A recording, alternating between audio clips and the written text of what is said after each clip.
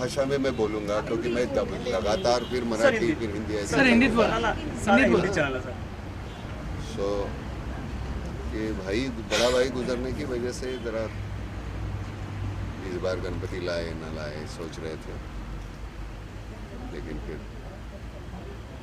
इस बार नहीं लाएंगे तो अगली बार लाएंगे, तो लाना तो है ही। तो चलो थोड़ा सा थोड़ी सी मायूसी तो होती है, जो बड़े भाई थे उनको मिस तो करते हैं, और वो तो होगा ही, क्योंकि अंदर का सब वो जो है वो संभालते थे, तो फूल लगाने का काम मैं करता था। तो यहाँ आने के बाद पंडाल में तो उनकी कमी तो महसूस होगी, थोड़ी परेशानी होती है। देखेंगे कल से परसों से कैसे होता है।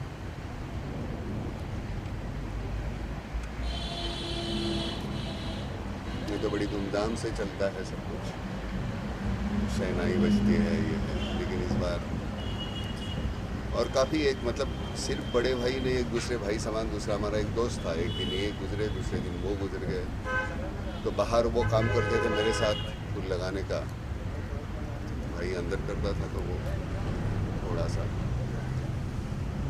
तकलीफ हो रही है। नाना जी, हम आपकी तकलीफ समझ सकते हैं, लेकिन जैसे आप तकलीफ में हैं वैसे महाराष्ट्र भी तकलीफ में है।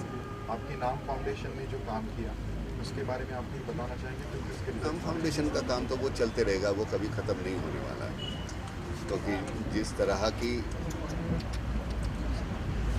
तकलीफ़ें हैं, कभी बारिश नहीं है, कभी ज़्यादा बारिश है, कभी बारिश है फिर एक बार बोने के बाद फिर ये नहीं आ रहा, दोबारा बारिश नहीं हो रही है, तो वो दोबारा करने की बोना पड़ता है, तो उसके लिए पैसे नहीं है।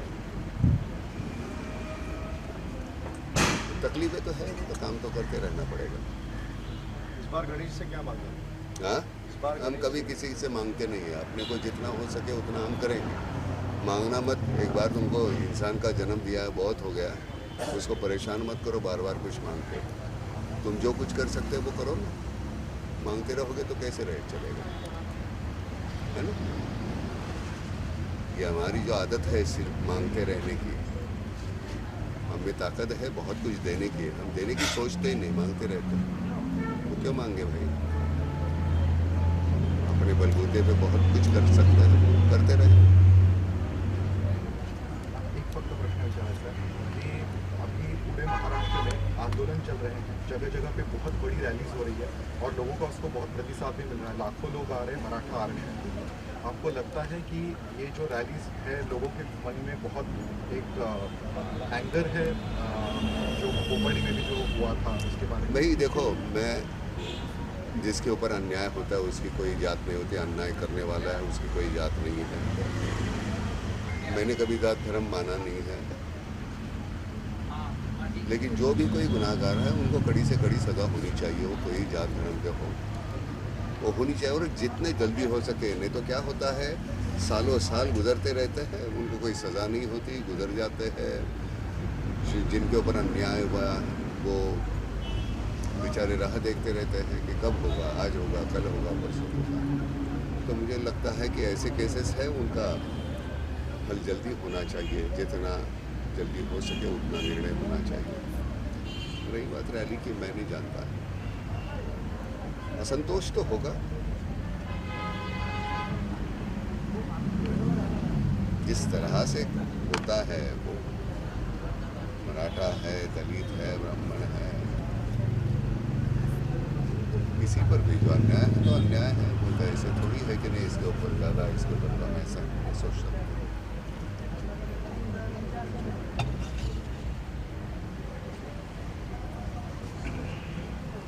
हम बहुत जल्दी, हम जब कुछ हो रहा है, घट रहा है, तब हम आगे जाते नहीं हैं। हमारी जिम्मेदारी बनती है जब हमारे सामने कुछ घटता है तो हमको आगे जाना चाहिए, लेकिन उस वक्त हम कुछ करते नहीं।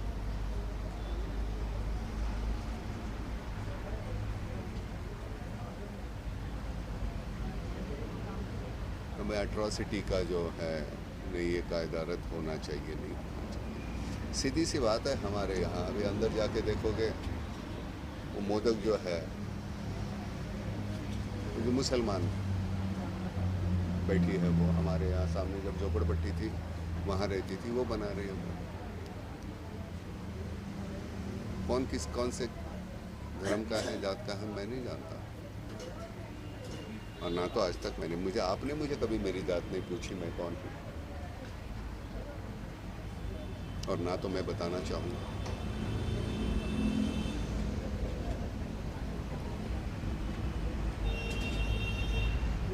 तो भटक जाते हैं हम, मालूम नहीं क्या। सियासतदान जो है हमारे मेमने की तरह हमको फटकारते रहते हैं, हम यहाँ भाग रहे हैं, फिर यहाँ भाग रहे हैं, यहाँ भाग रहे हैं।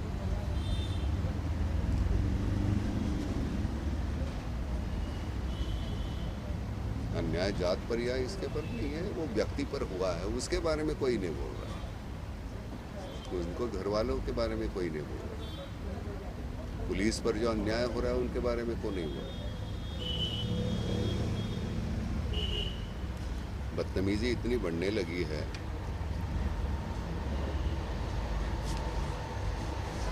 जब तक कड़ी से कड़ी सजा नहीं होती तो ये नहीं रुकेगा नहीं। डर लगना चाहिए हमारे कानून का, वो होता ही नहीं।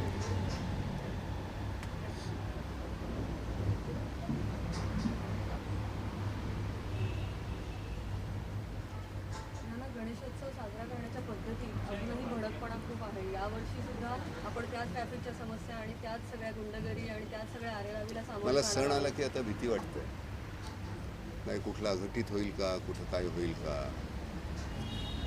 सणाला किती आनंदी छान असावं, म्हणजे आता इतकं वाईट काहीतरी घडलेलं असताना सुद्धा आपण आणूया गणपती, त्यानिमित्तानं सगळे भेटतील, आपण बोलू, सुखदुःख आपले एकमेकांची वाटायची असतात। माहिती नसतं वर्षभरात कोणाच्या घरामध्ये काय झालेलं आहे। सणाचं सण पण कुठेतरी हरवत चाललेलं आहे, त्याला काय करणार आपण। तुम्ही आपण किती खर्च करतो, किती काय करतो, आपल्या आजूबाजूला जे काहीतरी घडतंय त्याचा आपल्यावर काही परिणाम होतो की नाही माणूस म्हणून मला माहिती नाही। आपण असं काय होत चाललेलं आहोत। म्हणजे मला खरंच असं वाटतं की अख्ख्या माटुंग्याचा एकच गणपती, अख्ख्या माईंचा एकच गणपती, म्हणजे जितकी स्टेशन तितके गणपती होते, किती प्रॉब्लेम सॉल्व्ह होते। आपण सार्वजनिक इतके गणपती, नमस्कार तर काय, मी गणपती नाही आणला आणि तरी नुसता नमस्कार केला तरी तो पोचतो, मला ते मी इथून करतोय का मनापासून।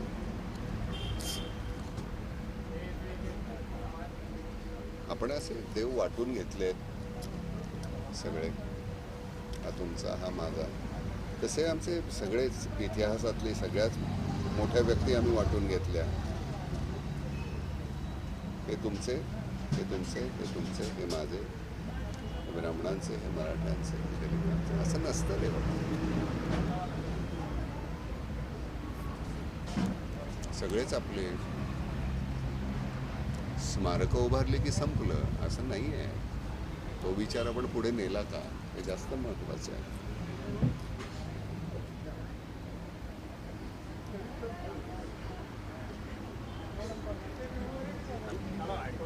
ॲट्रॉसिटी कायदा रद्द करण्याची मागणी होती मुळामध्ये माझ्या मनामध्येच, मी तुला आता कुठल्या जातीवर ना,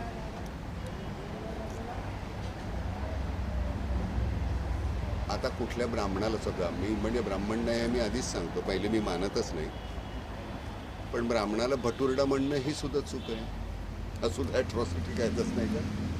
कुणालाही कुठल्या ह्याच्याप्रमाणे, मी माझ्या व्यवसायाप्रमाणे आमचे जाती ठरल्या, मी जे काम करत होतो, पण अनुल्लेखानं कोणाचाही अतिशय गलिच्छ पद्धतीनं उल्लेख करणं ही चुकीचीच आहे। त्याला कायदा का लागतो? आमच्या माणूस म्हणून मनात का नाही की नाही बाबा मी, तू कोण आहेस, तू अमुक आहेस का, तू इतक्या घाणेरड्या पद्धतीने मी त्याच्याशी का वागावं।